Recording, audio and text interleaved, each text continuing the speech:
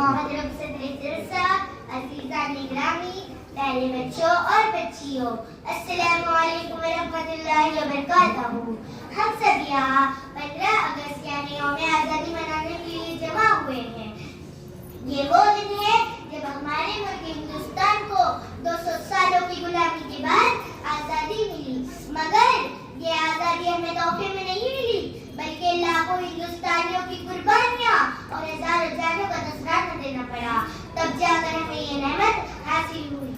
مگر ابھی تک پاؤں سے چھینٹی ہوئی ہے زنجیریں غلامی کی، دن آ جاتا ہے آزادی کا، آزادی نہیں آتی۔ صدر محترم، جن لوگوں نے قربانیاں دی انہوں نے ایک خواب دیکھا تھا، ایک ایسا ہندوستان جہاں سب برابر ہو، ایک ایسا ہندوستان جہاں آپسی بھائی چارہ ہو، ایک ایسا ہندوستان جہاں جج انصاف کرے، وکیل سچ بولے، جہاں ڈاکٹر مریضوں کی خدمت کو عبادت سمجھے، ایک ایسا ہندوستان جہاں قلم آزاد ہو، لب سچ بولے، جہاں مظلوموں کی مدد کی جائے اور ظالم سے سوال پوچھا جائے۔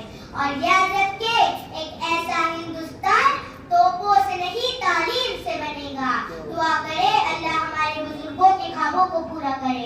اور آخر میں ایک شعر کے ساتھ اپنی بات کو ختم کرتی ہوں۔